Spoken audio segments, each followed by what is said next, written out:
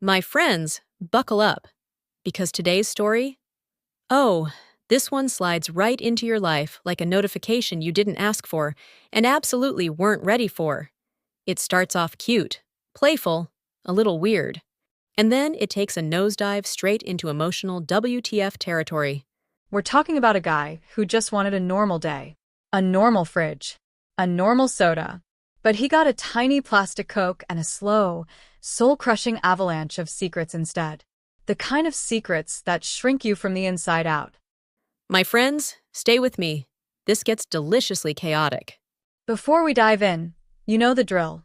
Smash that like button, subscribe if you love messy relationship drama, drop a comment with your wildest guess about what's about to go wrong, and send this video to your chaos-loving bestie. All right, deep breath. Let's enter the land of tiny items and big red flags. The first tiny lie. He came home tired, hungry, done with the world, and craving one simple joy, an ice-cold Coca-Cola. A full-size drink. A normal adult beverage. He opened the fridge. There it was. A Coke the size of a shot glass on a diet. He blinked, picked it up between two fingers. Even a hamster would have rolled its eyes. He laughed because, of course, at first it felt like a cute girlfriend prank. One of those TikTok-inspired, teehee look what I did bits. Cute. Innocent. Harmless. Yet no. Because the teeniness spread. The next week, the duct tape shrank, the Tabasco turned into a keychain, the carrots became baby carrots, and the flour? Gone. Replaced by a doll-sized bag that could barely dust a cookie.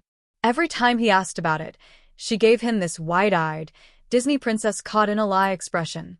Oh, wow, that's so strange. Are things shrinking? Babe, you're scaring me. My friends, that's not confusion. That's weaponized whimsy. He should have run. But love makes you stupid in polite ways. The muffin meltdown. Now, muffins were his thing. His comfort. His personal therapy. Blueberry muffins, specifically golden, warm, soft, the kind of treat that hugs your soul. So after a long day, he bought fresh berries, turned on some music, and prepared for his baking ritual. He opened the cabinet. The flour, the one ingredient you absolutely cannot replace, was gone. In its place, one tiny bag, not big enough for a single crumb. He called her. He wasn't yelling. He wasn't angry. He was just done. He explained how much had been looking forward to this, asked her to drop the act, to please tell him where the real flour was. She giggled, denied everything, then delivered the fatal line. As if you need more muffins. Silêncio. Elétrique. Humiliating. My friends, if your partner insults your comfort food, leave. After that, they didn't talk for a whole day. And for the first time, he felt something cold beneath the prank. A sharpness. A judgment. He didn't know it yet, but that sentence was the beginning of the end. The brother's stupid confession. A week later, the truth fell out of the sky like a drunk pigeon. His brother confessed. He was the prankster. He had seen the trend on TikTok, thought it'd be hilarious, and had been sneaking into the house with a spare key like some kind of budget raccoon. He expected laughter, applause, brotherly bonding. Instead, he got silent trauma and a guy reconsidering his entire relationship. The brother shrugged it off. Bro, chill. It was supposed to be funny. Funny. Right. But even with the truth exposed, something still felt wrong. Something deeper than mini Tabasco bottles. Something ugly. Because the brother didn't explain the muffin comment. He didn't explain her coldness. Or her weird behavior around food. No, those pieces belonged to her. And soon, they would start snapping into place. My friends, never trust a prank that lasts longer than your patience. The cracks in the perfect couple aesthetic. Things got weird. Not tiny items weird. Worse. She started watching him eat. Not like a loving, "Ah, you're cute" gaze, no. More like a judge on a cooking show who's waiting for you to fail. If he grabbed a cookie, her eyebrows twitched. If he served pasta, she inhaled sharply.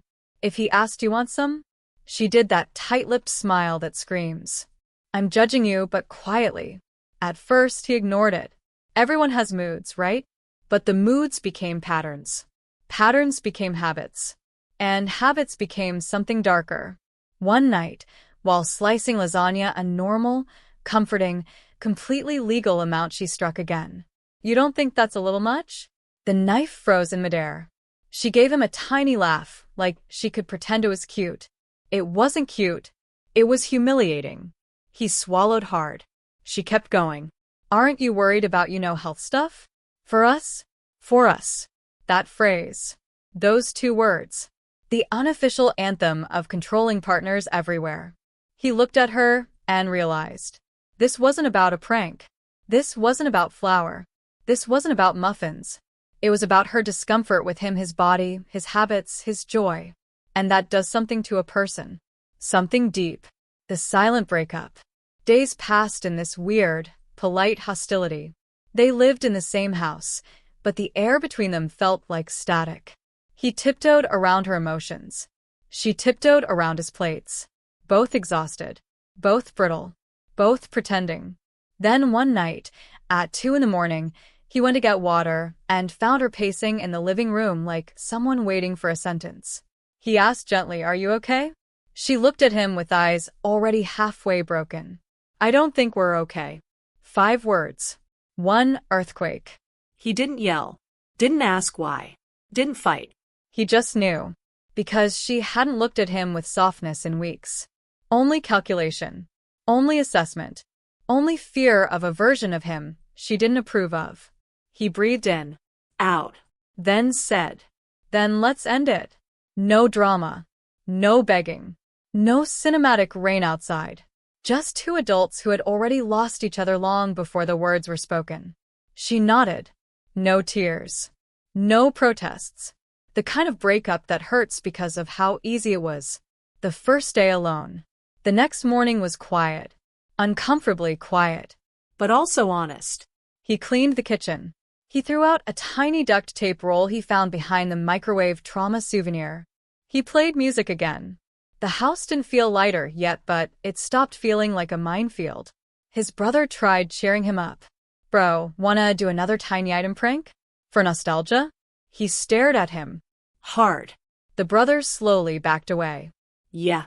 No more tiny items. He cooked a full breakfast. A real one. With a real portion. And for the first time in weeks, ate without feeling someone's invisible judgment breathing down his neck. But closure?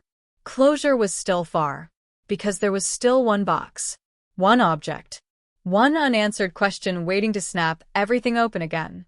My friends, pain has a sequel, and it always drops when you least expect it. Intervention numero 5. The wrong box at the wrong time. A few days later, a small package appeared at his door. Again. No return address. Just like the prank days. His stomach tightened. He opened it. Inside. Another tiny spatula. And a folded note. His hands shook a little, not from fear, but from some instinctive recognition of trouble. He opened the note. "Bro, we need to talk. Your brother." The spatula had a stain on it. Dark. Unsettling. Not chocolate. Not dirt. Something heavier. He sat down. Stared at the tiny object like it was a crime scene clue. Because deep down, he knew this wasn't just another oops sorry conversation. This was going to unravel everything. The brother's real confession. He met his brother at a park. Not a dramatic park, no fog, no rain, no cinematic lighting, just a regular place where regular people walk their dogs and definitely don't confess psychological warfare. His brother was pacing. Hands fidgeting. Eyes guilty in a way that didn't match someone who once proudly put a tiny duct tape roll behind a toaster. The brother took a deep breath.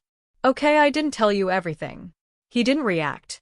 Silence is underrated. It makes guilty people compete with themselves. The brother continued. "She came to me first. There it was. The trapdoor under the prank. She told me she was worried about you." That word again. Worried. The American red flag of "I'm actually judging you, but pretending it's selfless." The brother shifted awkwardly. "She said you were eating too much, and she didn't know how to bring it up. She thought maybe the tiny stuff prank would help." Help. Help what? Help him lose weight? Help him feel ashamed? Help her control him without saying the quiet part out loud? The brother swallowed hard. "She said she loved you." She just wanted you to notice. A cold wave rolled down his spine. This wasn't a prank. It wasn't even mischief. It was a manipulation strategy wrapped in a TikTok trend. A diet intervention dressed as whimsy. Suddenly all the pieces fit every tiny object, every comment, every little stare she gave him when he ate. It was all part of a plan he didn't consent to. His brother looked miserable. I'm sorry, man. I shouldn't have done it. I knew it felt wrong, but she seemed really intense about it. And that was the truth. The raw, ugly truth. Not tiny, not funny, not harmless. The ex's confession. He needed the full story. From her. No filters. No excuses. He texted her. Can we talk? She agreed faster than he expected. They met at a cafe, bright, public, painfully neutral. She looked tired. Braced. Maybe even relieved. He didn't waste time. Did you talk to my brother about me? Her shoulders tensed. Her lips trembled. She exhaled like someone forced to drop a secret they'd been holding too tightly. Yes. Her voice was small. Not fragile, guilty. I didn't know how to tell you. I was scared you'd take it the wrong way. The wrong way. As if there was a right way to secretly recruit your boyfriend's family, to shame him into changing. He didn't speak. He let the silence burn. She kept talking. You were eating so much. You seemed out of control. I wanted to help you.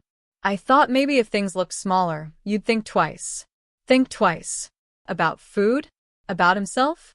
About being who he is? She wrung her hands. I wasn't trying to hurt you. I just didn't want to lose you.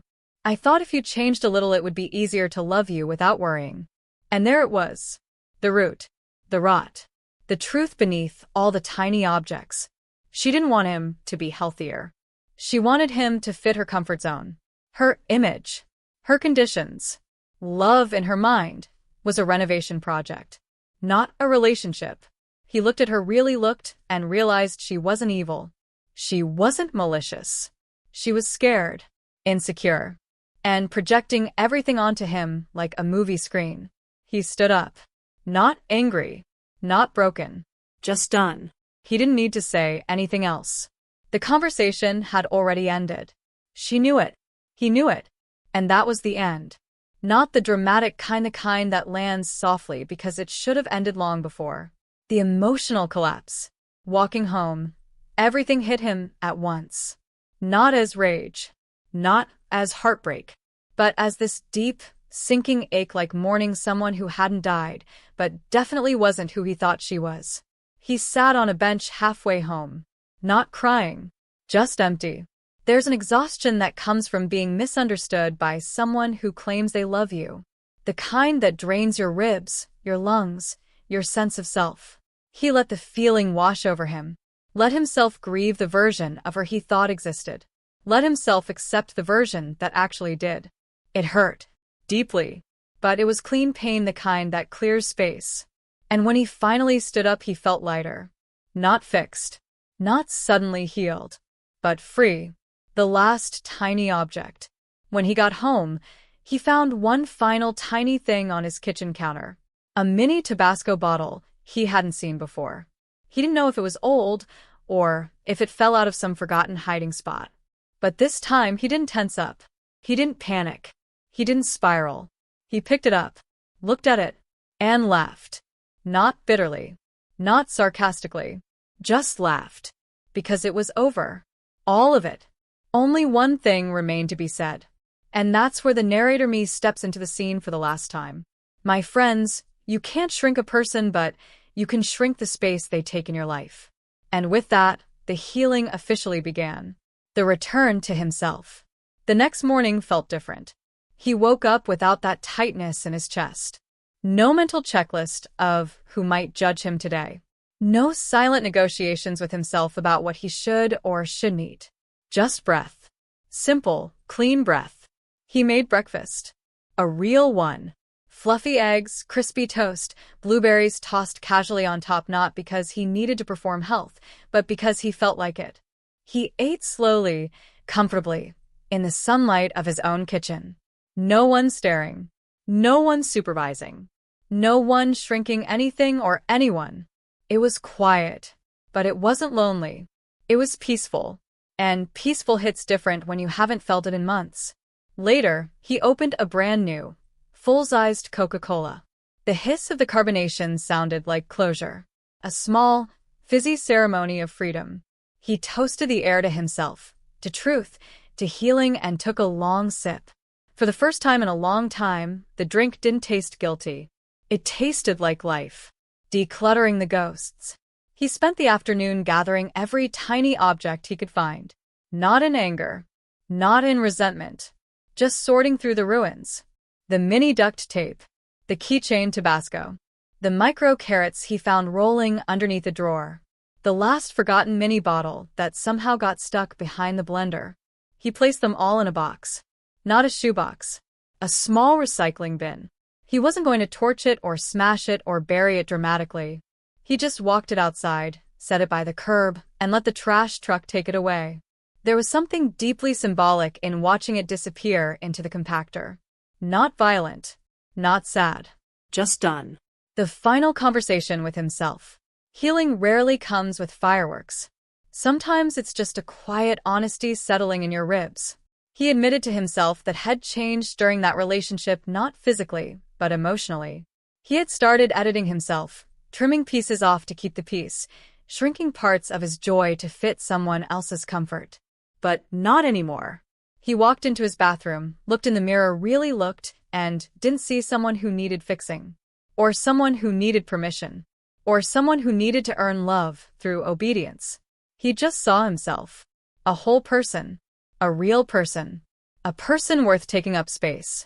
And that was enough. The soft, powerful ending. He didn't text his ex again. Didn't check her social media. Didn't write a message he'd never sent.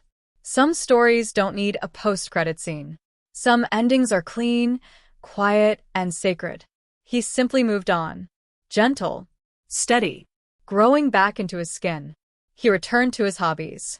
He baked muffins again, huge ones, unapologetically huge, and ate them warm from the oven. He invited friends over. He laughed until his sides ached. Life didn't go back to normal. It went forward, into something better. And weeks later, when he found the last forgotten tiny item, a mini soda cap under the couch, he didn't flinch. He smiled. Tossed it. And turned on the music a little louder. In the end, the tiny items weren't the problem. The real damage came from the quiet expectations, the disguised judgment, the emotional shrinking he didn't notice until everything was already small. Love should never make you collapse inward. Love should make you expand. So tell me in the comments, what would you have done if your partner started fixing you without saying it? Would you have confronted them earlier? Bye-bye. See you next time.